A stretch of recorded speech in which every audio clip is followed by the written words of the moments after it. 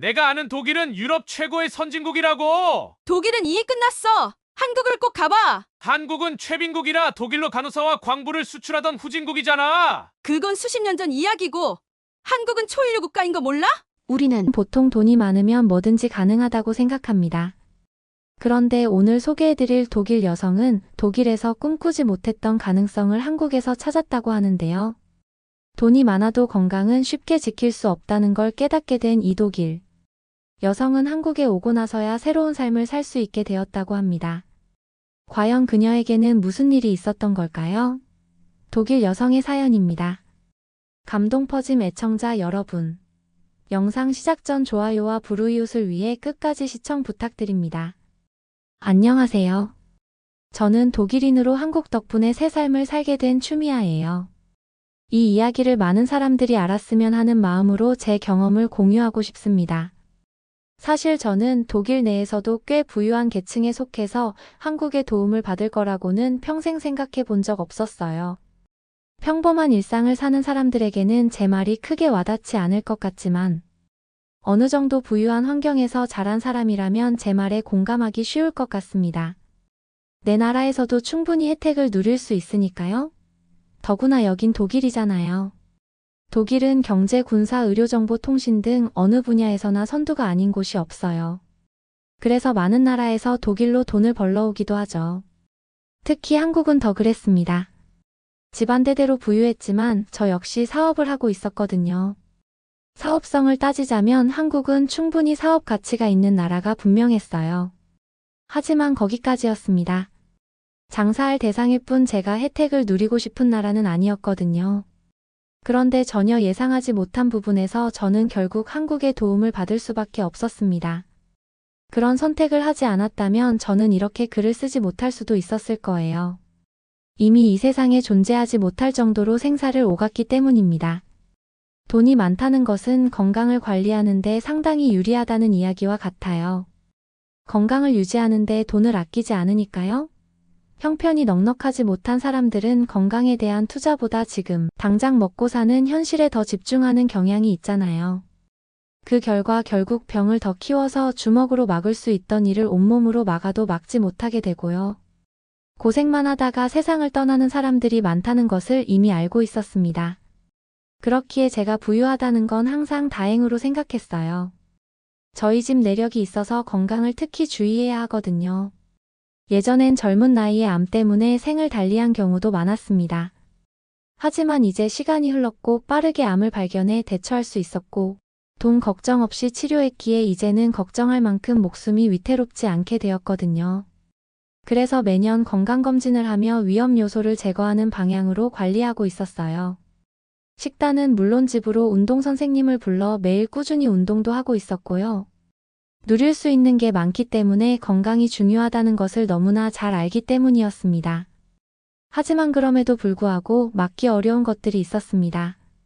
집안 내력을 피하기는 어려웠죠. 전반적으로 확률이 높았기에 아무리 예방하고 피해가려 해도 결국 강경화라는 진단을 받고 말았습니다. 그때쯤 살이 빠지긴 했었는데 사업 확장 때문에 신경을 써서 그런 줄 알았어요. 그래서 크게 생각하지 않고 지나쳤는데 그해 겨울 강경화 진단을 받고 병원에 입원해야 했습니다. 진단을 받고 나자 긴장감이 풀렸는지 제 몸 상태는 빠르게 나빠지더라고요. 그래도 다행이라는 생각이 들었습니다. 저는 가진 게 많았기에 대기 명단에 빠르게 올릴 수 있었고 어떻게든 이식받을 간을 구할 수 있을 거라고 위안을 삼았거든요. 하지만 아니었죠. 대기 명단은 줄어들지 않았어요. 저와 일치하는 사람을 찾는 것도 어려웠죠. 거기에 제 상태는 빠르게 나빠지고 있었습니다. 대기자가 생기더라도 제가 견뎌낼 수 있을지 의문인 상태가 된 거였어요. 암담했는데 남편이 저보고 갑자기 한국에 가자고 말하더군요. 저는 이해하기 어려웠어요. 건강해도 가지 않을 한국인데 지금 이렇게 아픈데 한국에 가자니 말도 안 되는 상황이잖아요. 남편은 저에게 여러 가지 자료를 보여주었습니다. 저를 살리기 위해 세계 여러 나라 병원들과 연락을 주고받았더라고요. 자신의 간을 이식할 수 있을지 정밀검사를 의뢰했고 적합 판정도 받았다고 말했어요. 하지만 그 모든 말들이 저에게 위로가 되지는 않았습니다. 오히려 이상했죠. 남편은 죽은 사람이 아니었어요. 뇌사 판정을 받은 것도 아니었죠. 숨쉬고 살아 있었고 건강했어요. 물론 건강한 사람 간을 이식받을 수 있다면 저에겐 정말 좋은 일이 분명했습니다. 하지만 중요한 건 정말 중요한 포인트는 살아있는 사람의 간을 이식하는 의료기술은 세상 어디에도 없다는 점이었어요. 그걸 안다면 독일 병원이 가만히 있지 않을 테니까요. 다른 나라에서 가능하다면 당연히 의료기술이 최고인 독일이 앞장서야 했습니다. 그런데 남편은 한국에서 가능하다는 이해가 안 되는 말을 하기 시작했죠. 주고받았던 메일 내용과 직접 통화한 음성 녹화까지 들려주었습니다. 머리가 복잡했어요. 지금 이 상황을 어떻게 받아들여야 할지 정말 몰랐거든요. 물론 살고 싶었어요. 살 수 있다면 아프지 않다면 누구나 그 길을 택할 것은 분명했습니다. 하지만 남편이 하는 말들은 하늘에 떠 있는 구름을 잡을 수 있다고 말하는 것과 같았어요. 한국에서는 할 수 있으니 구름을 잡고 싶으면 한국에 가자는 꼴이나 같았던 거예요. 거기에 또 하나의 의심이 들었던 건 유산 상속에 관한 부분이었습니다. 저와 비슷한 환경에서 자란 남편이었다면 진심이라고 생각했을지 모르겠어요. 하지만 남편은 저와 전혀 다른 환경에서 자랐습니다. 오히려 제가 볼 땐 빈민촌이라고 말할 수 있을 정도로 좋지 못한 환경에서 자랐죠. 하지만 심성이 곱고 추진력이 있던 남편에게 제가 반했습니다. 남편은 저의 배경을 부담스러워했지만 결국 제 고집을 꺾지 못하고 저와 결혼하게 되었거든요. 세기의 로맨스라는 주위 평들이 있었지만 그건 결혼 후 초반 몇 개월 뿐이었습니다. 대부분 남편이 저의 돈을 보고 접근했고 순진했던 제가 그걸 모르고 좋아했다고 뒤에서 쑥덕거린다는 걸 알게 된 거죠. 그래도 저는 남편을 믿고 싶었습니다. 그런데 사람이 참 간사해요. 아닌 걸 알고 아니라고 믿고 싶으면서 자꾸 머릿속을 떠나지 않는 의심은 결국 남편과 사이를 멀어지게 만들었죠.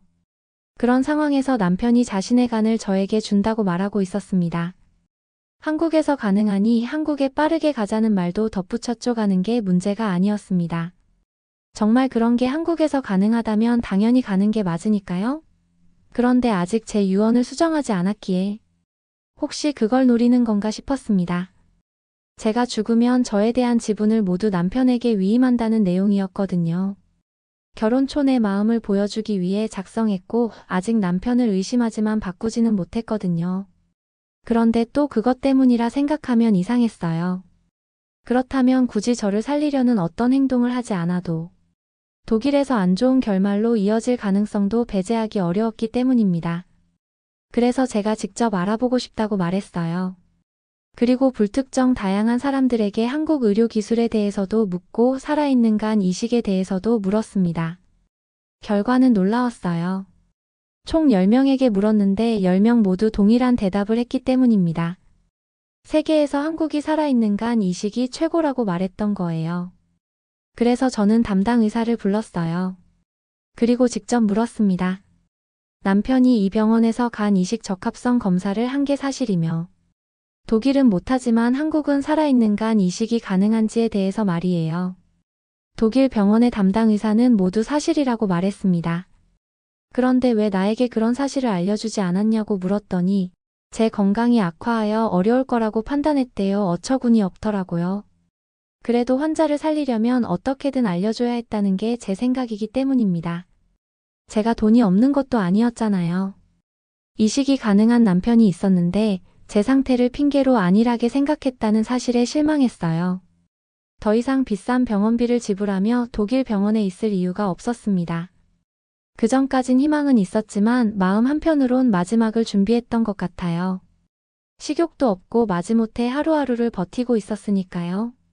그런데 그 사실을 알자마자 살고 싶은 욕망이 생기기 시작했습니다. 바보같이 여기서 이렇게 죽을 수 없다는 생각이 들더라고요. 억지로 식사를 하고 잠을 푹 자야 한국에 갈 수 있는 체력이 생긴다고 저 자신을 세뇌하기 시작했습니다. 그리고 남편의 진심이 고마웠어요. 독일 병원은 비싼 돈을 받으면서 저를 붙잡아 두고 있었는데 남편은 아니었죠. 그제야 남편이 얼마나 저를 사랑하는지 느끼게 되었습니다. 그리고 살고 싶었어요. 남편을 의심하며 냉대했던 시간이 미안해졌죠. 건강해져서 처음 남편과 결혼하고 싶었던 그때처럼 행복해지고 싶었습니다. 그래서 몸을 만든 후 겨우 이동이 가능하다는 주치의 소견을 받아 전용기를 타고 한국에 가게 되었어요. 한국에 도착했을 때 병원에서 응급차를 보내준 게 정말 감동이었습니다. 살아있는 간 이식이 가능하다는 것만 알고 왔지 다른 것들을 크게 알아본 건 아니었는데요. 영어 소통이 가능한 의료진으로 구성해 저희 건강을 체크하며 빠르게 수술 일정을 잡겠다는 계획을 직접 들었을 때 제가 얼마나 안심했을지 모르실 거예요. 눈물이 나오면서 살았다는 안도감이 제 온몸을 감쌌거든요. 그렇게 저는 한국 병원에 입원했고 남편과 함께 수술실에 들어가게 되었습니다. 수술이 끝나고 정신을 차렸을 때 수술이 잘 끝났다는 의사의 이야기를 들을 수 있었어요. 그토록 듣고 싶었던 말을 한국에 와서 듣게 되었던 거예요. 죽은 사람 또는 뇌사 상태에 간 이식을 받기 위해 기다렸던 한 달이 넘는 시간이 아깝게 느껴졌습니다. 좀 더 건강할 때 왔다면 더 좋았을 텐데 하는 아쉬움이 들더라고요.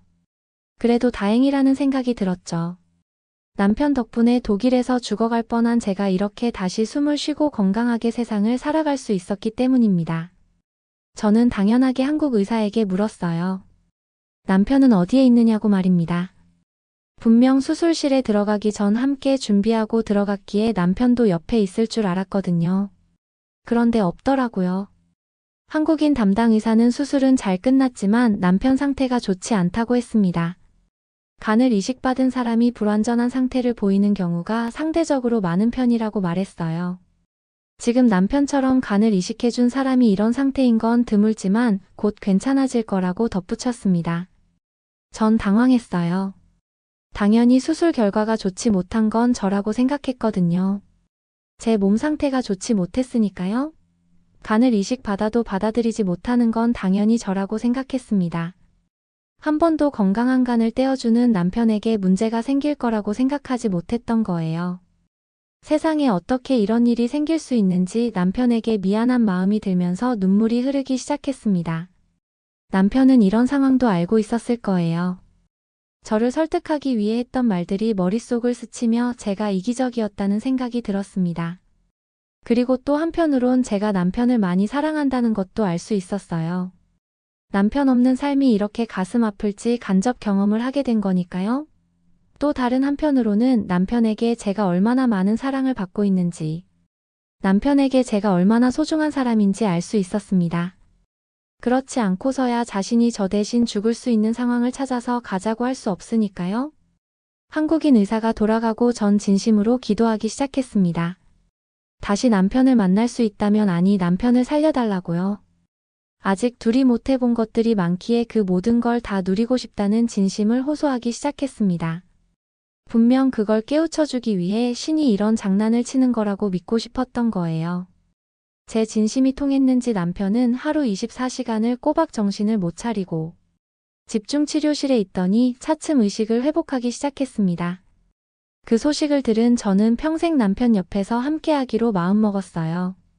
주변 사람들이 아무리 저와 남편 사이를 갈라놓기 위해 이상한 이야기를 흘려도 소용없다는 걸 알았던 거예요.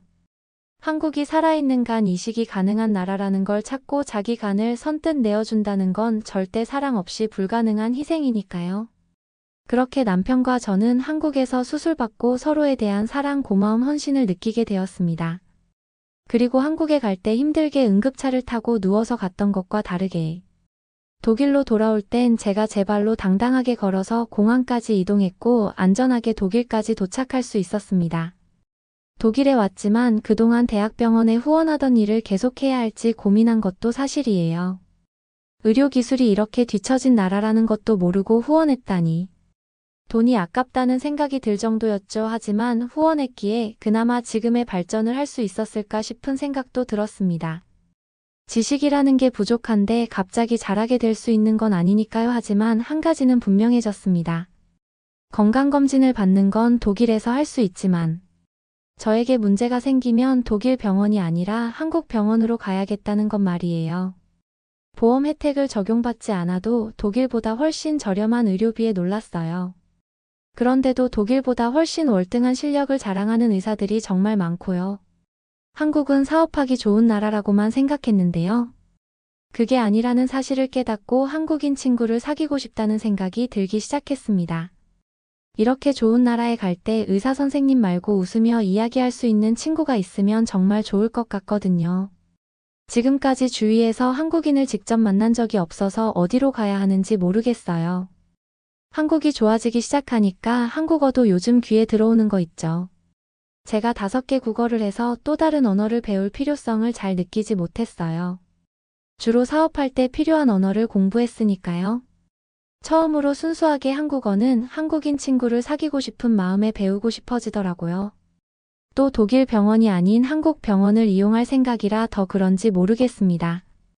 의사 선생님에게 궁금한 것을 직접 묻고 한국인 의사 선생님이 하는 말을 직접 들을 수 있다면 정말 좋을 것 같거든요.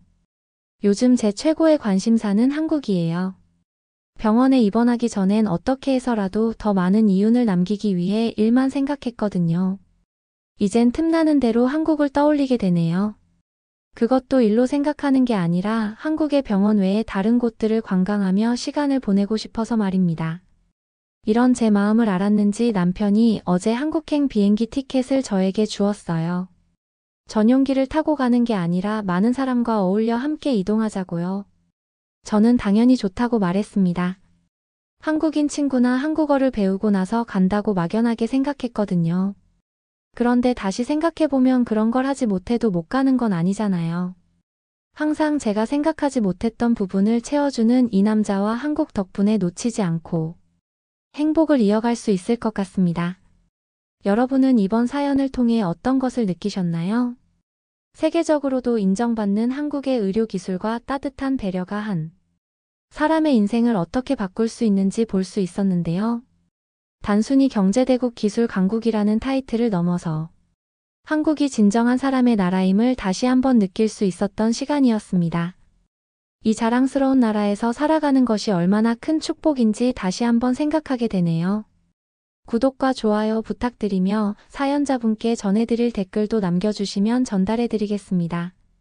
그러면 더욱 감동적인 다음 사연으로 넘어가겠습니다. 뭐야?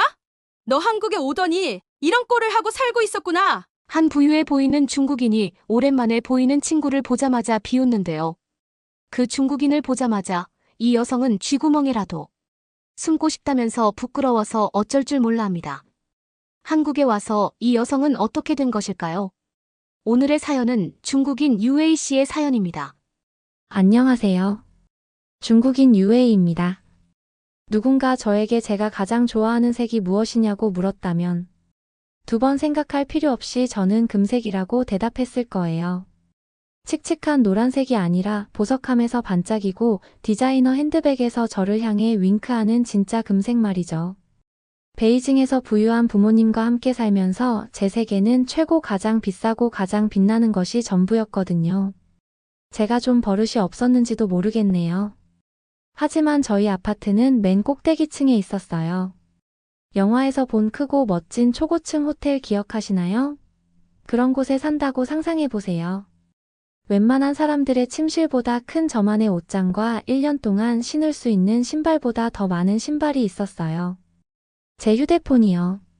물론 가장 최신의 최고급 제품이었죠. 생일이면 쇼핑을 위해 홍콩이나 파리로 여행을 떠나기도 했어요.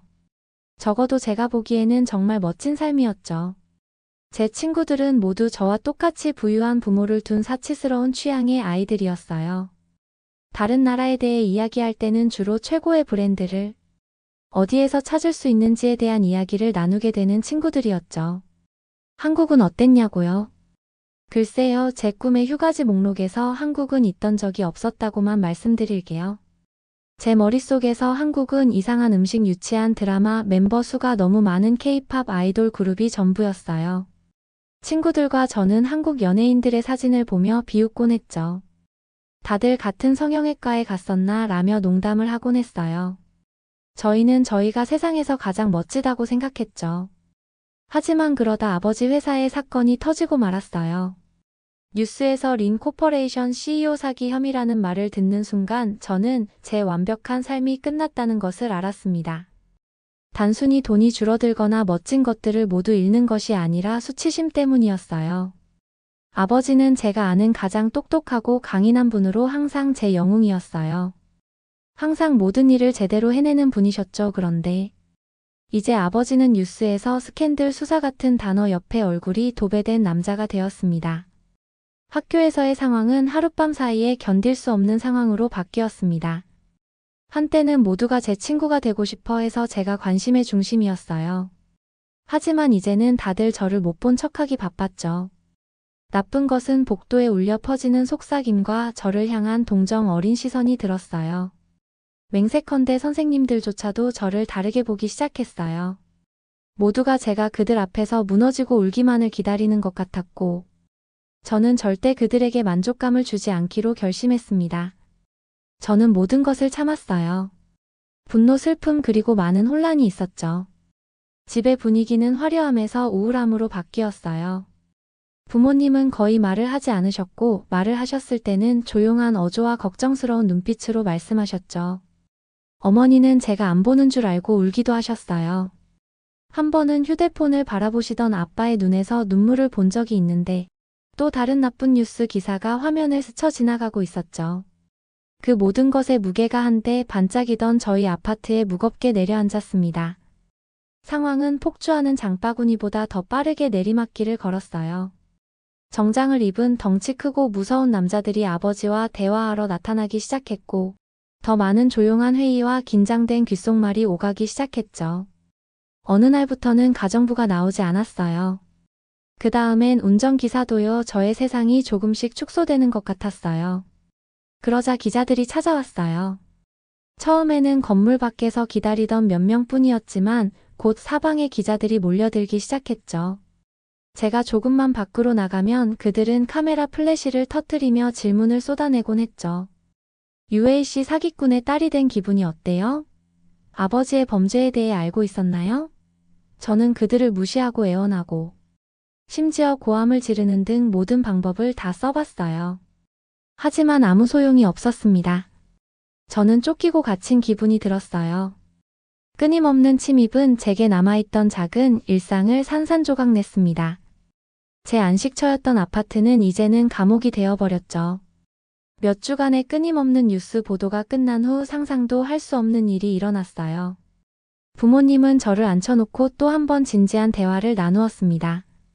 이번엔 전보다 더 심각했습니다. 상황이 악화되고 있단다. 평소 자신감 넘치던 아버지의 목소리가 피곤하고 긴장된 목소리로 들려왔어요. 우린 그냥 지나가길 바랬는데 하지만 점점 더 악화되고 있어. 어머니는 눈물을 흘리며 말을 마치셨어요. 변호사들은 아버지를 정식으로 기소하는 것은 시간 문제라고 생각한다고 설명했어요. 그렇게 되면 은행 계좌가 동결되고 자산이 압류되는 등 상황이 파국으로 치달을 수 있다고요. 더 이상 멋진 아파트도 쇼핑도 제가 알던 안락한 삶도 더 이상 누릴 수 없다는 뜻이었죠. 대비를 해야 해. 아버지가 낮은 목소리로 계속 말씀하셨습니다. 아직 그들은 내 이모의 돈을 건드릴 수 없어. 이모와 함께 있으면 안전할 거란다. 그토록 강인했던 아버지에게 처음으로 균열이 생긴 순간이었어요. 아버지는 마음 깊은 곳에서는 앞으로 닥칠 일을 두려워하고 계셨던 것 같아요. 하지만 저와 어머니를 위해 아버지는 버티려고 애쓰고 계셨죠. 한국이 최선의 선택이란다. 어머니는 떨리는 목소리로 말씀하셨습니다. 그게 유일한 방법이야. 부모님은 이모와 이모의 남편은 저를 받아들일 준비가 되어 있었다고 설명했습니다. 그들은 편안한 삶을 살았고 부모님이 위기를 극복하는 동안 보호와 안정을 모두 제공할 수 있었고 말이죠. 그 마법의 단어 강남이 다시 떠올랐어요.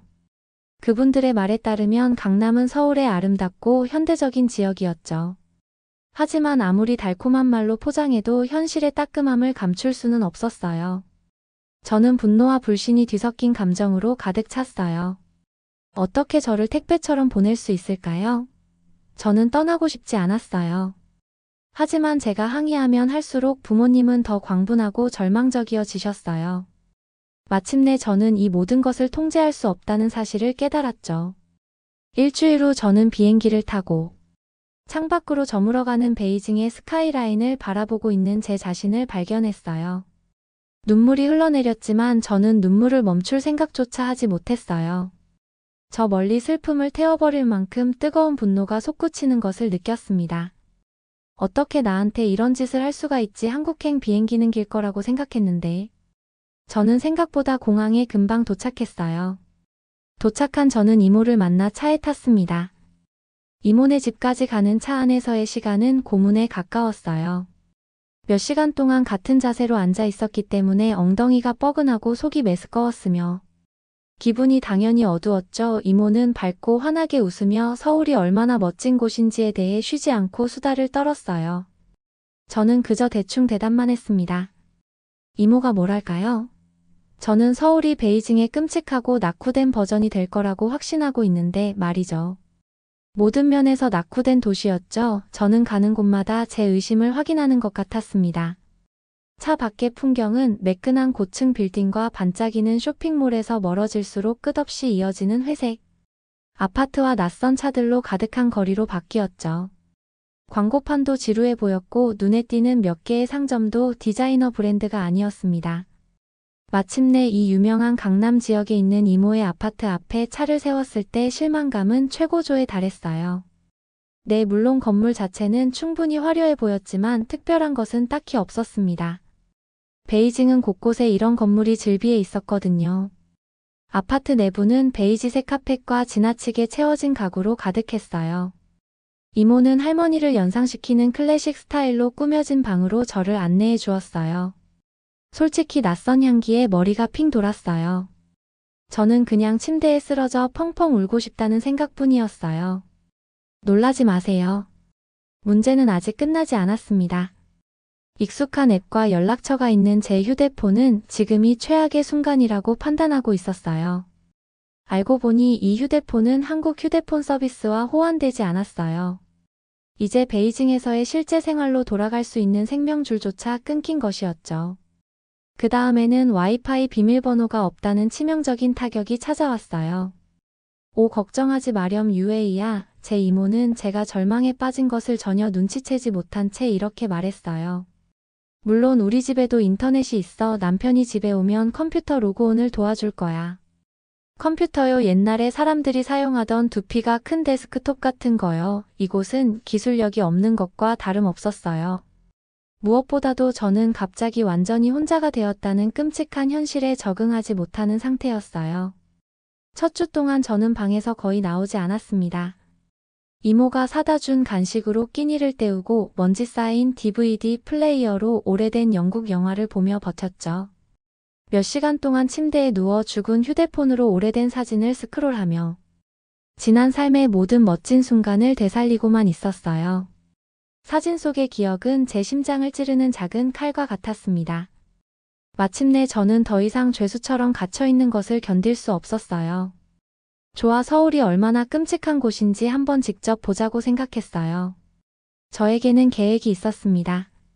저는 제가 마주치는 모든 낙후된 모습, 칙칙한 가게, 이상하게 생긴 노점상들을 하나도 빠짐없이 기록할 생각이었죠. 부모님이 저를 빨리 집으로 데려가야 한다는 증거를 남기기 위해서 말이에요. 저는 고장난 휴대폰을 들고 이모의 아파트를 나섰습니다. 하지만 거리는 제가 예상했던 것과는 전혀 달랐습니다. 무너져가는 건물도 비포장 도로도 없었죠. 또 모든 것이 이상하게도 깨끗했습니다. 보도는 거의 낡을 수 있을 정도로 깨끗했어요. 사람들은 어디에나 있었고 대부분 제가 생각했던 평범한 옷을 입고 있었죠. K-팝 스타의 열광적인 분위기는 전혀 찾아볼 수 없었어요. 낯선 음악이 흘러나오는 작은 상점과 레스토랑이 가득한 좁은 골목길을 저는 몇 시간 동안 헤매고 다녔어요. 간판은 제게는 전혀 의미가 없는 삐뚤빼뚤한 글씨들이 뒤섞여 있었죠. 저만 빼고 모두가 비밀 암호를 가지고 있는 것 같은 기분이 들었어요. 그러다 저는 우연히 수많은 상점과 사람들로 가득 찬 거대하고 붐비는 거리를 발견하고는 머리가 핑 돌 정도로 놀랐습니다. 이곳의 건물들은 높고 반짝반짝 빛이 났고 그중 상당수는 뮤직비디오로부터 제가 모르는 유명인이 웃고 있는 광고까지 모든 것을 보여주는 거대한 TV 화면으로 덮여 있었어요. 익숙한 로고가 있는 매장도 있었어요. 정확히 베이징은 아니었지만 제가 상상했던 미개한 황무지도 아니었죠. 거리는 완전히 에너지들로 활기가 넘쳤어요. 귀여운 의상을 입은 소녀들과 보이밴드 멤버처럼 보이는 남자들이 웃고 떠들며 지나다니고 있었어요. 친구들끼리 카페에 모여있는 모습을 보거나 지글지글 잊고 있는 고기와 이상하고 달콤한 냄새가 나는 길거리 음식 가판대를 둘러보았습니다. 잠시 동안 제 불행은 사라지고 호기심에 불이 붙었죠. 다들 어디로 가는 걸까? 저 사람들은 어떤 놀라운 물건을 사고 있는 걸까? 그리고 내 배를 꼬르륵거리게 하는 저 맛있는 냄새는 도대체 뭘까? 그러다 저는 문득 깨달았습니다. 네, 저는 완전히 길을 잃은 상태였어요. 아파트를 나설 때 가졌던 자신감이 순식간에 사라져버렸습니다. 작동하는 휴대폰도 지도도 길을 찾을 수 있도록 도와줄 사람도 없었으니까요. 순간 공황 상태가 시작되었습니다. 제가 대체 무슨 생각을 하고 있었던 걸까요? 설상가상으로 주변에서 빠르게 흘러나오는 한국어 대화는 단 한마디도 알아들을 수 없었어요. 갑자기 그 깨끗한 거리가 무섭게 느껴지기 시작했어요. 혹시나 영어를 할 줄 아는 사람이 있을까 싶어 사람들을 훔쳐보기 시작했지만 모두들 자기만의 서울 생활에 빠져 바빠 보였어요. 저는 거대한 고립감을 느꼈습니다. 저는 낯선 땅에서 완전히 혼자가 된 이방인이었어요. 창피했지만 그 순간 그 복잡한 서울거리에서 저는 눈물을 흘렸어요. 누가 보든 상관없었어요. 저는 그저 집에 가고 싶었던 길 잃고 겁먹은 어린아이였을 뿐이었습니다. 눈물을 흘리며 공개적으로 무너진 후 저는 몇 시간 동안 정처 없이 방황했습니다. 올바른 방향으로 가고 있다고 생각될 때마다 오히려 길을 잘못 들어 더 낯선 곳으로 향하곤 했죠. 결국 지치고 완전히 패배한 저는 한적한 버스 정류장 근처의 벤치에 쓰러졌어요. 제 마음 한구석에서는 이모가 어떻게든 제가 어디 있는지 마법처럼 알아내길 바랐어요. 알아요. 한심하죠. 하지만 절망적인 상태로 집에서 그렇게 멀리 떨어져 있을 때는 아주 작은 희망이라도 크게 느껴진답니다. 제가 거기 앉아 눈물을 닦으며 다음 행동을 고민하고 있을 때 한 할머니가 조심스럽게 미소를 지으며 다가왔어요. 할머니의 얼굴에는 주름이 가득했고 역사책에서만 보던 한국 전통 의상을 입고 계셨어요. 파스텔 톤의 하늘하늘한 천으로 된 옷이었는데 제가 입으면 죽어도 안 어울릴 것 같았어요. 솔직히 좀 구렸어요. 그녀는 저에게 한국말로 말을 걸기 시작했는데 놀랍게도 저는 한마디도 알아듣지 못했습니다. 와, 어떻게 이렇게 한마디도 알아들을 수가 없죠. 그래도 그녀는 다행히 친절해 보였어요. 저는 약한 미소와 절박한 몸짓을 사용하며 그녀가 저는 길을 잃었어요 라는 저의 메시지를 알아듣기를 바랐습니다. 분명히 그녀는 이해한 것 같았어요.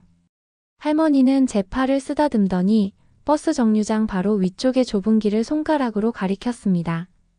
할머니는 한국말을 더듬더듬 하시더니 차를 마시는 것 같은 모호한 동작을 흉내내며 살짝 고개를 숙였어요. 저는 호기심이 두려움보다 조금 더 컸습니다. 저는 우선은 쓸모없는 휴대폰을 호신용품처럼 움켜쥐고 그녀의 말을 따라 그녀가 가리킨 언덕길을 따라 올라갔어요. 가다 보니 아주 오래전부터 있었던 것 같은 작은 건물들이 줄지어 있었습니다. 이전에 보았던 매끈하고 현대적인 건물들이 아니었죠. 대신 우아한 곡선의 기와 지붕의 유리와 철이 아닌 나무로 지어진 건물들이었습니다. 할머니는 화려한 색채의 그림과 신비로운 한국식 문양으로 장식된 대문 앞에서 멈춰 섰어요. 할머니는 저에게 친절한 미소를 지으며 손을 살짝 흔들더니 문 너머로 사라졌습니다. 저는 잠시 망설였습니다. 뭘 어떻게 하라는 거죠? 따라오라는 건가요? 긴장을 단단히 하고 문을 통과해 저는 다른 세계로 들어섰습니다. 갑자기 모든 것이 조용해졌고 서울의 소음은 부드러운 나뭇잎 바스락거리는 소리로 바뀌었고 저건 무슨 소리지 하고 귀를 더 기울이니 현악기 소리 같은 고풍스러운 소리가 나는 것이 들렸어요. 저는 완벽하게 다듬어진 정원 사이로 구불구불한 자갈길을 따라 걸었어요.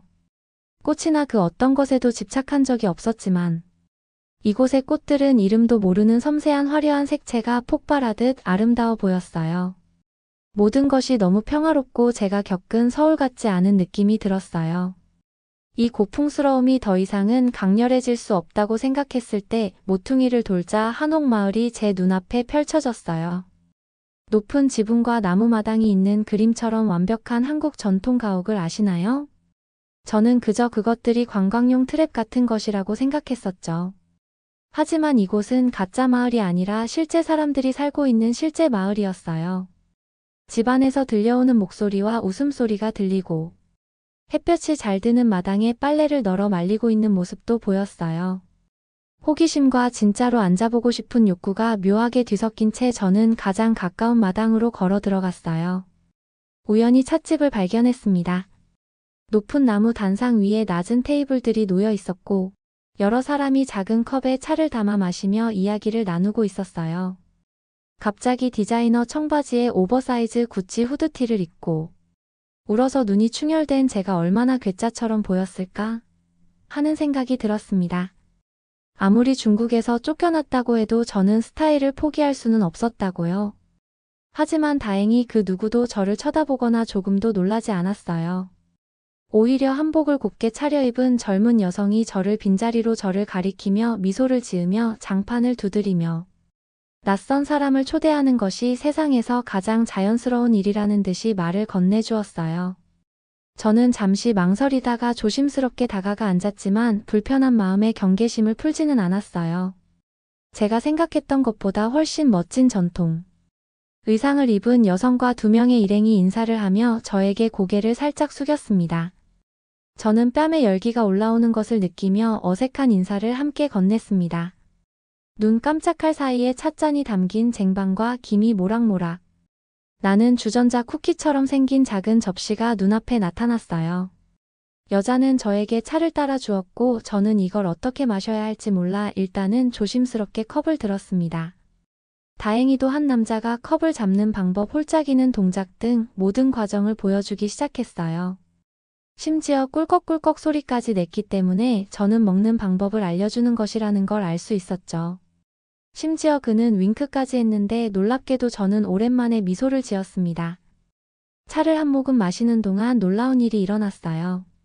그들은 영어를 전혀 할 줄 몰랐고 저 또한 한국어를 단 한마디도 할 수 없었지만 어떻게든 저희는 소통할 수 있었습니다.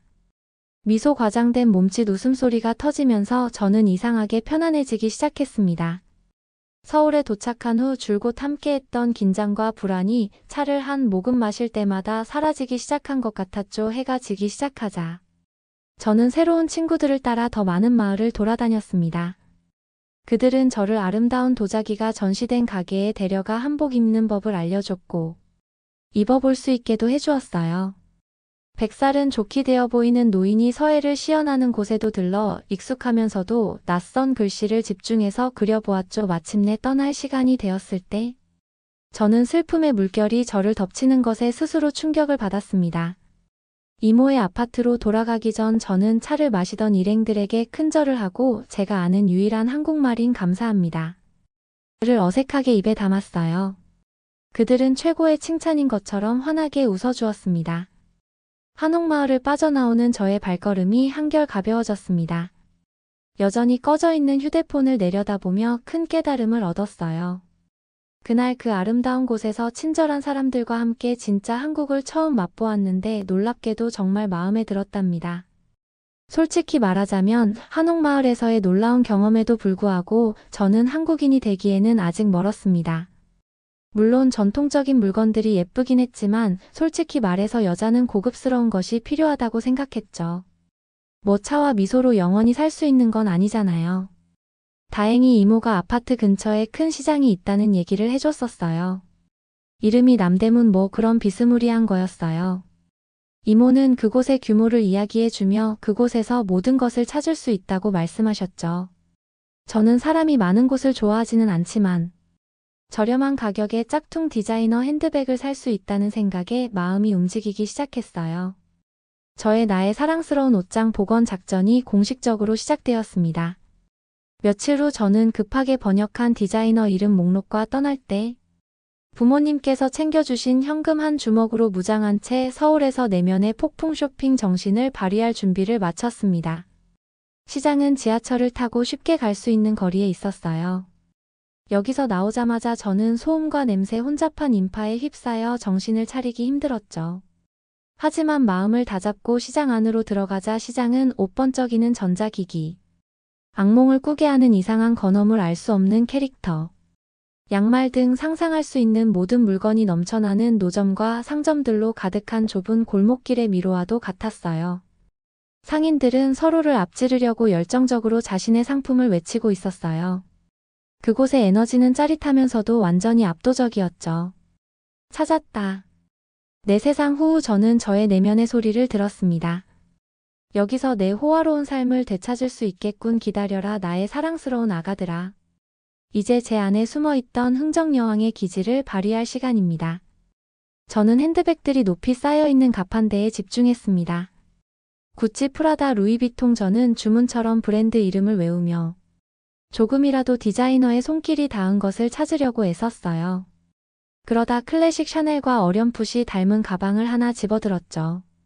전문가 수준의 가품은 아니었지만 인조가죽의 광택과 로고가 거의 똑같아서 멀리서 보면 진품으로 착각할 수 있을 정도였죠. 제 인생이 완벽한 척 볼 수 있는 셀카 컴백에 아주 딱 맞았어요. 얼마 전 저는 의외로 세련된 은퇴 안경을 쓴 나이 지긋한 여성에게 물었습니다. 할머니는 한국어로 숫자를 말했고 저는 눈을 깜빡였습니다. 제가 제대로 들은 건가요? 그럴 리가 없죠. 터무니없이 낮은 금액으로 환산되더군요. 뭔가 착오가 있는 게 틀림없었어요. 저는 주머니에서 지폐 몇 장을 꺼내 천천히 세어보았습니다. 돈을 건네자마자 그 여자의 얼굴이 활짝 펴지는 것이 보였어요. 아마도 저는 소위 말하는 호구였던 것 같네요. 그녀가 제 샤넬을 포장하는 동안 의심의 눈초리가 저를 괴롭히기 시작했습니다. 모든 것이 너무 쉬워 보였어요. 하지만 결국 가방은 제 손에 들어왔고 현금은 사라졌고 이제는 되돌릴 수 없었습니다. 저는 제 컴백 셀카 보물을 움켜쥐고 저는 조금 더 탐험하기로 결심했죠. 저의 눈은 계속해서 굴러가고 있었습니다. 저는 지그재그로 시장을 돌아다니며 별거 아니야 라는 표정을 지으며 노점상들을 훑어보면서 비슷한 디자이너 제품을 더 찾아보았습니다. 흥정도 해보았고 터무니없이 싸다고 확신하는 물건을 사서 걸어 나오며 짜릿한 쾌감을 느꼈죠. 하지만 제 승리의 기분은 짧게 끝났습니다. 한 무리의 스타일리시한 소녀들이 제 눈에 띄었기 때문이죠. 그들은 가판대 근처에 서서 히스테리하게 웃고 있었습니다. 호기심에 가까이 다가가 보니 상인을 보고 웃는 것이 아니라 저를 보고 웃고 있다는 것을 알고 저는 공포와 부끄러움이 섞인 감정을 느꼈어요. 소녀들은 제가 쳐다보는 것을 알아차리고 더욱더 크게 킥킥거렸어요. 그중 한 명은 완벽하게 스타일링한 머리와 진짜라고 외치고 있는 디자이너 가방을 들고 제 짝퉁 샤넬을 가리키며 친구들에게 무언가를 속삭이더니 또 한 번 웃음을 터뜨렸죠. 너는 부끄러움에 뺨이 화끈거렸고 사람들로 붐비는 길바닥에 녹아내리고 싶었어요. 수치심이 가득한 가방을 버리고 도망치고 싶은 유혹이 밀려왔지만 고집스러운 기운이 솟구쳐 올랐습니다. 베이징 파파라치들을 마주까지 한 제가 낄낄대는 소녀들에게 쫓겨 시장에서 벗어날 수는 없었으니까요. 저는 턱을 높이 치켜들고 당당하게 걸어갔어요. 그리고 바로 그때 보았습니다. 위조 가방과 관광객용 장신구 더미 뒤에서 다른 물건들이 말이죠. 눈에 들어온 손으로 직접 염색한 아름다운 천 복잡한 무늬의 도자기. 수공예 장신구들은 제 짝퉁과는 거리가 멀어 보였어요. 하지만 제 눈을 사로잡은 것은 믿을 수 없을 정도로 친절한 눈빛을 가진 한 할머니였습니다. 그녀는 형형색색의 직물 더미 사이에 앉아 작은 주머니에 작은 구슬을 꼼꼼하게 꿰매고 있었어요. 할머니의 집중력이 너무 강렬해서 시끄러운 시장의 소음이 사라지는 것 같은 기분이 들 정도였죠. 제가 다가갔을 때 그녀는 고개를 들어 부드럽게 미소를 지어주었어요. 관광객을 본 사람의 미소가 아니라 진심으로 환영하는 미소였습니다. 그녀는 영어를 할 줄 몰랐고 제 한국어 어휘는 여전히 무예 상태였습니다. 하지만 이제는 익숙한 손짓을 섞은 제스처로 그녀의 아름다운 작품에 대한 제 관심을 전달할 수 있었죠. 그녀가 천을 만지고 다른 손가락을 섬세한 구슬 장식에 대는 모습에서 저는 그녀의 자신의 작품에 대한 자부심을 느낄 수 있었어요. 갑자기 제가 들고 있는 가짜 샤넬이 우스꽝스럽게 느껴졌습니다. 저는 화려한 라벨을 쫓느라 눈앞에 있는 소박한 아름다움과 진정한 장인 정신을 완전히 놓치고 있었어요. 저는 남은 현금으로 할머니의 아름다운 파우치 몇 개를 샀고 이것이 단순한 기념품이 아니라 인내와 기술로 만들어진 보물이라는 것을 알 수 있었습니다. 시장을 나오면서 실패해버린 멋진 짝퉁 사냥에 대한 실망감이 자라기 시작했습니다. 그날 저는 짝퉁 핸드백을 넘어서는 귀중한 교훈을 얻었기 때문이죠. 진정한 가치는 화려함이나 유명 브랜드가 아니라 그 뒤에 담긴 정성과 스토리, 그리고 사람이 있다는 것을 깨닫게 되었어요. 그리고 어쩌면 제가 생각했던 것보다 한국에 더 많은 것이 있을지도 모른다는 생각이 문득 들었습니다. 저는 서울에서 마치 거대한 거품이 둘러싸인 것처럼 모든 것을 보지만 실제로는 연결되지 않는 삶을 살고 있었습니다. 저의 경험에는 미소와 고개만 끄덕이며 어색한 오해만 가득하게 채워져 있었죠. 며칠이 지날수록 저는 낯선 행성에 불시착한 외계인이 된 기분이 들었습니다. 저는 스마트폰 앱을 사용해 보았어요. 분명 어떤 천재가 모든 것을 즉시 번역할 수 있는 방법을 발명하지 않았겠어요.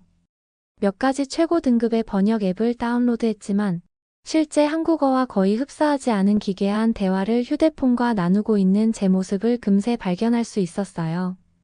가장 가까운 화장실을 찾아달라는 질문이 농업의 역사에 대한 심도 있는 토론으로 바뀌기도 했죠. 참 대단한 시간이었습니다. 저는 결국 모든 조치가 필요하다는 것을 깨달았어요. 그러다 우연히 관광객과 바쁜 사람들을 위한 초급 한국어라는 저녁 한국어 수업 광고를 보게 됐는데 바로 저거였어요. 저는 광고를 보면서 몇 가지 기본 구문만 익히면 고립감이 사라지기 시작할지도 모른다는 생각이 들었죠. 수업 첫날 밤은 그 나름의 특별한 어색함이 있었어요. 강의실은 이상한 사람들이 섞여 있는 사무실 건물 위에 비좁은 방이었습니다. 한국 남자와 사랑에 빠진 딸을 만나러 왔다는 영국인 노부부, 항상 스트레스를 받아 보이는 일본인 사업가, 밝은 분홍색 머리를 하고 방 전체를 가득 채울 만큼 열광하는 10대 K-팝 열혈 팬이 있었죠. 발랄한 한국인 여성인 김지숙 선생님은 저희가 지금까지 만난 학생들 중 가장 유망한 학생인 것처럼 저희를 향해 환한 미소를 지어주셨어요. 반 친구들과 저는 번갈아가며 더듬더듬 자기소개를 했습니다. 영국인 부부는 최선을 다했지만 발음이 너무 엉망이어서 저는 웃음을 참아야 했죠. 사업가는 그냥 끙끙거렸어요. 제 차례가 되자 저는 멍하니 쳐다보다가 제가 아는 유일한 한국어 단어인 안녕하세요, 감사합니다, 사랑해를 더듬더듬 외쳤습니다. 놀랍게도 김지숙 선생님께서는 신나게 박수를 쳤습니다. 억양이 정말 좋네요. 그녀가 외쳤어요. 다른 사람들이 저를 쳐다보는 게 느껴졌죠. 그 후 몇 시간 동안은 삐뚤빼뚤한 글자와 발음하기 힘든 소리, 그리고 점점 더 커지는 좌절감의 연속이었어요. 한글은 영어를 닮았다기보다는 추상미술처럼 보였습니다. 김지숙 선생님은 최선을 다해 혀를 바르게 위치시키는 방법을 알려주고 까다로운 자음을 연습할 수 있도록 끊임없이 격려하며 저희를 도와주셨습니다. 반면에 저는 목이 타들어가고 눈 뒤에서 두통이 시작되는 것을 느꼈어요.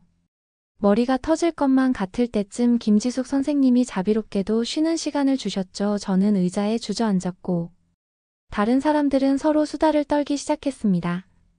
저는 의외로 웃고 있는 김지숙 선생님과 신나게 대화를 시도했고 사업가는 레이저처럼 집중해서 노트를 들여다보고 있었어요. 갑자기 네티라는 이름을 알게 된 영국인 여성이 제 옆자리로 슬그머니 들어왔습니다. 휴, 지금 제 머리가 뒤집어지는 것 같아요. 그녀가 부채질을 하며 말했어요. 저녁의 긴장이 마침내 풀리면서 저는 웃음을 참을 수 없었습니다. 저희는 언어가 서툴다는 공통된 감정으로 유대감을 형성했죠. 김지숙 선생님이 안쓰러워요, 제가 말했습니다. 저희는 아마 최악의 학생일 거예요. 네티는 윙크를 하며 말했어요. 아니요, 그녀는 좋은 도전을 좋아하는 걸 거예요. 그리고 저기요, 그녀는 목소리를 낮추며 제가 비밀의 약을 챙겨왔어요 라고 말했습니다. 그녀는 커다란 가방에서 작은 유리병 하나를 꺼냈습니다. 이 모든 한국적인 것을 좀 더 잘 받아들일 수 있게 해줄 작은 약인데 어떻게 관심 좀 있으세요? 베이징에 있었다면 수업 중에 비밀의 술을 몰래 마신다는 생각에 코를 막았을 것입니다. 하지만 그때의 저는 이제 사라졌습니다. 새롭고 덜 확실하고 점점 더 절망적인 저는 절대 안 될 이유가 없다고 생각했어요. 저는 네티를 따라 밖으로 나갔고 저희는 조용한 구석을 발견했습니다. 솔직히 말해서 그 싸구려 한국 소주는 불이 꺼지는 것처럼 타들어갔지만 세상의 경계가 흐려지고 두통이 완화되게 만들어줬으며 실제로 약간 기분 좋은 느낌이 들기 시작했어요. 약간 윙윙거리며 수업에 복귀하는 것이 최고의 학습 전략은 아니었지만 저는 갑자기 전보다 더 용감해진 기분이 들었습니다. 제 발음은 더 엉망이었을지 모르지만 의외로 귀여운 네티와 케이팝 팬도 함께 웃고 있었어요. 결국 김지숙 선생님은 저희의 어눌한 한국어를 알아듣지 못했죠. 밤이 끝날 무렵 새로 만난 친구들과 함께 지하철역을 향해 비틀거리며 걸어가던 저는 함께 고생하는 것도 꽤나 재미있을 수 있다는 놀라운 사실을 깨달았어요. 그 후 몇 주 동안 한국어 수업은 약간의 소주와 함께 하기도 했습니다. 저희는 비틀거리며 음식을 주문하고 길을 묻고 김지숙 선생님과 끔찍하게 발음이 틀렸다는 이야기를 주고받았죠. 네티는 항상 소주가 준비되어 있었고 사업가는 몇 번의 미소까지 지었습니다. 저희는 스타 학생은 아니었지만 단어와 문장을 천천히 익히기 시작했고 무엇보다도 이 한국어 괴물을 혼자 상대하고 있지 않다는 느낌이 들기 시작했습니다.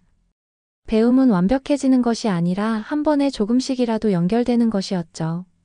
언어에 대한 어려움에도 불구하고 삶은 일종의 루틴에 빠져 있었어요. 이모는 엄마를 대신할 수는 없었지만 나름대로 최선을 다해 주셨어요. 이모는 제가 먹을 음식을 챙겨주었습니다. 또 맛있는 디저트를 주기도 하셨죠. 제 방은 충분히 편안했고 실수로 옷이 줄어들지 않고 엄청나게 첨단화된 세탁기를 사용하는 방법도 알아낼 수 있었어요. 하지만 제 삶에는 여전히 커다란 모양의 구멍이 있었습니다. 저는 제 진짜 침대와 멋진 옷장이 그리웠고 무엇보다도 친구들이 그리웠어요. 베이징에서 걸려오는 화상통화는 외로움을 더 심하게 만들 뿐이었습니다. 다른 사람들은 모두 멋진 삶을 살아가고 있는 것 같았는데 저는 감옥 같은 이장기 휴가에 갇혀 있었으니까요. 어떤 날은 향수병이 너무 심해서 몸살처럼 느껴지기도 할 정도였죠. 어느 토요일 오후.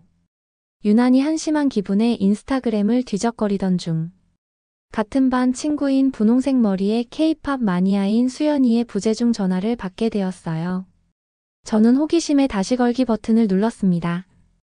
여보세요? 그녀의 목소리는 활기찬 에너지가 넘쳤어요. 네, 안녕하세요. 저는 완전히 당황한 채 대답했습니다.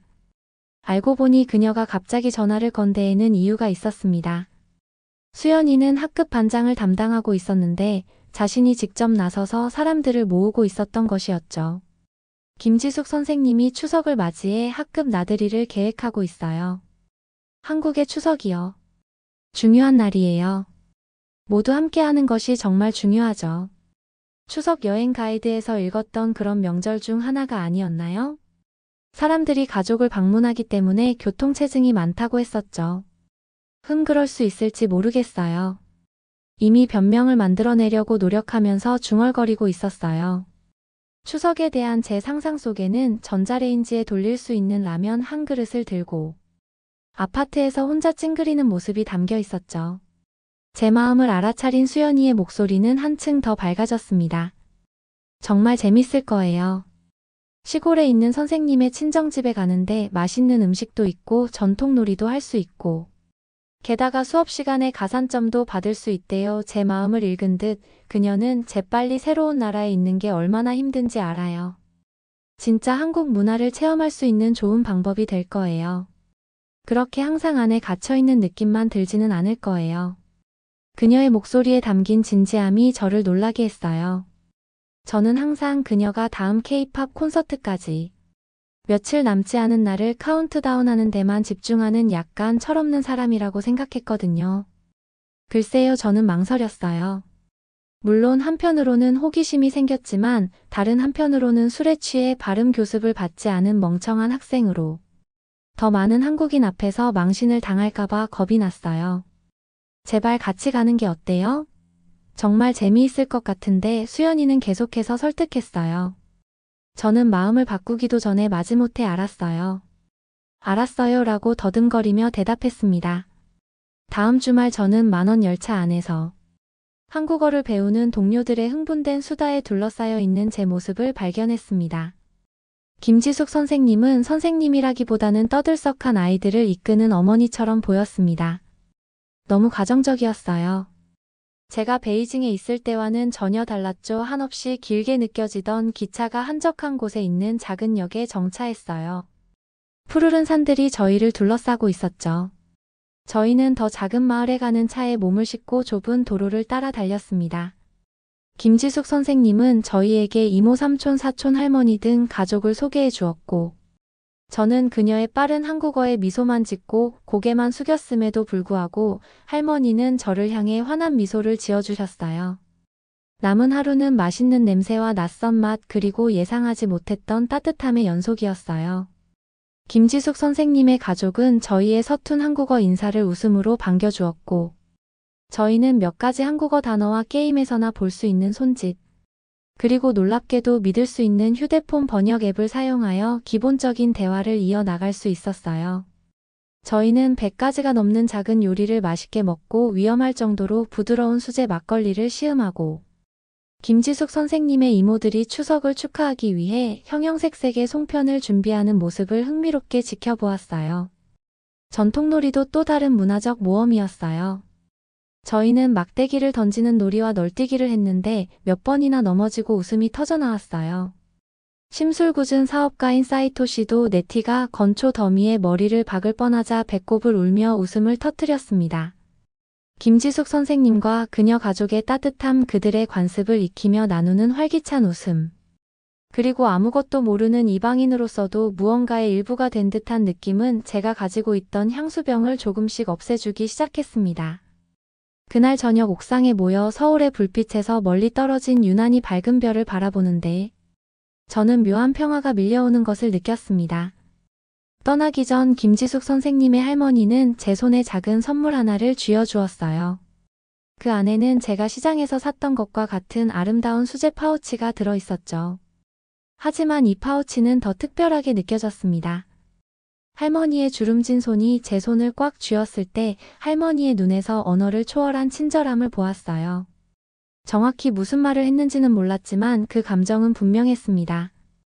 그리고 저는 그때 깨달았습니다. 한국어 반 친구들은 제가 언어와 외로움으로 힘들어하고 비틀거리는 모습을 지켜본 사람들이었어요. 그들은 단순한 반 친구가 아니라 저에게 생명줄과도 같았죠. 저희는 함께 이 일을 해나가고 있었습니다. 그 자리에 선이 이방인이라는 무게가 조금은 가벼워지는 것 같은 기분이 들었어요. 그 추석을 보내고 나니 저는 마치 제 마음속에 스위치가 켜진 것 같았습니다. 물론 여전히 고향을 그리워할 때도 있었지만 한국에서의 생활이 베이징 생활을 대체하는 것이 아니라는 사실을 천천히 받아들이는 변화가 생겼어요. 어색한 한국어 발음, 예상치 못한 우정말을 완전히 이해하지 못하더라도 친절을 베풀어주는 낯선 사람들에 대한 새로운 감사를 느끼며 저는 하나씩 새로운 것을 만들어 나가기로 결심했습니다. 서울에서의 몇 주가 한 달로 바뀌면서 드디어 일상적인 감각이 자리 잡기 시작했어요. 정확히 한국으로 귀화했다고 말하긴 어렵지만 불만 가득한 관광객에서 반쯤은 기능적인 한국인이 된 것은 분명했습니다.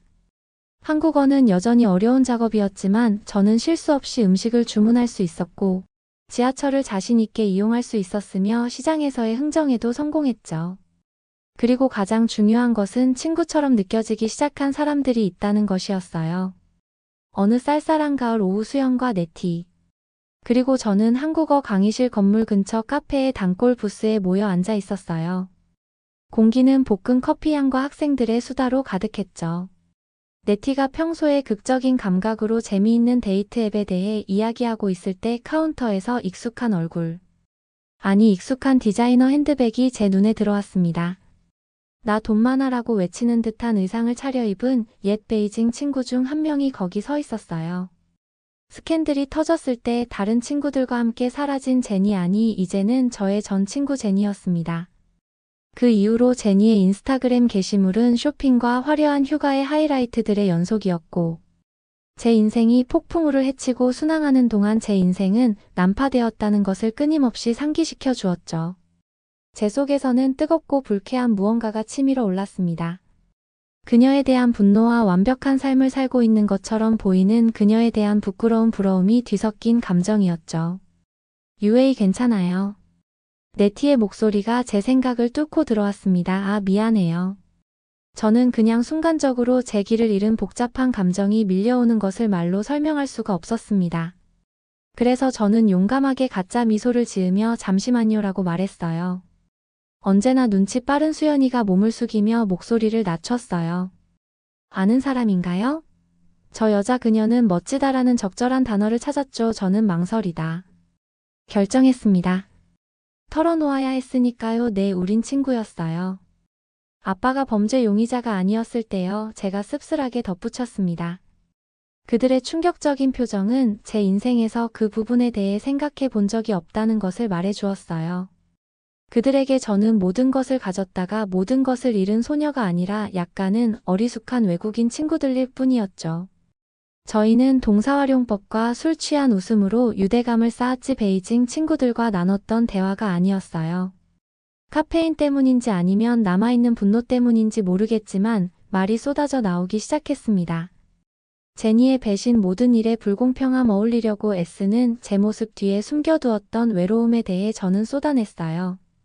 네티의 눈에는 제가 짜증스럽게 여겼던 동정심이 가득했고 수연은 테이블을 가로질러 제 손을 꽉 잡아주었습니다. 위로와 모멸감이 한꺼번에 섞인 묘한 기분이 들었어요. 모든 것을 쏟아낸 후 이상한 종류의 평온함이 저를 덮쳤어요. 그 모든 것을 다 내려놓을 생각은 아니었지만 제가 짊어지고 있는지도 몰랐던 무게가 조금이나마 덜어진 것처럼 느껴졌습니다. 여느 때처럼 네티가 침묵을 깼어요. 그녀의 목소리는 정당한 분노로 가득 차 있었어요. 진정한 친구는 힘들 때에도 곁을 지키는 법이에요. 수연은 조금 덜 영국적인 허세를 부리며 UA 넌 그런 친구들보다 훨씬 좋은 친구예요. 아마 전에는 반짝이는 것들에 눈이 멀었나 봐요. 그래도 이제 정말 중요한 게 뭔지 알게 되었잖아요. 그 말에 저는 깜짝 놀랐습니다. 정말 그럴까요? 저는 라벨과 명품 가방을 쫓느라 바로 앞에 있는 사람을 보지 못했던 걸까요? 그 생각은 불안한 마음을 들게 하면서도 묘하게 해방감을 주었습니다. 그 이후로 저는 변했어요. 수업 시간에는 한국어 발음에 집중하기보다 같은 반 친구들의 얼굴에 더 집중하게 되었죠. 네티는 비밀스러운 소주병과 놀라울 정도로 친절한 마음을 가지고 있었습니다. 또 심술궂은 사업가의 겉모습에 숨겨져 있던 유머 감각이 드러날 정도로 긴장을 풀었던 사이토 씨 언어를 가르치는 것 이상으로 인내와 격려를 아끼지 않으셨던 김지숙 선생님. 그리고 분홍색 머리만큼이나 한국 문화에 대한 열정이 빛났던 K-팝 팬수연 씨까지 그들은 저의 생명줄이자 문화적 차이를 뛰어넘어 제가 유대감을 형성할 수 있다는 증거였죠. 묘한 반항심과 새로운 결심이 뒤섞인 저는 수업을 마치고 교실 밖으로 나섰습니다. 전 친구 제니가 내 멋진 인생 좀 바라는 게임을 진행한다면 참가할 준비가 되어 있었어요. 하지만 제 방식대로 참가하기로 했죠. 집으로 가는 대신 저는 지하철을 타고 제가 서울에서 가장 좋아하는 장소 중 하나인 한옥마을로 향했습니다.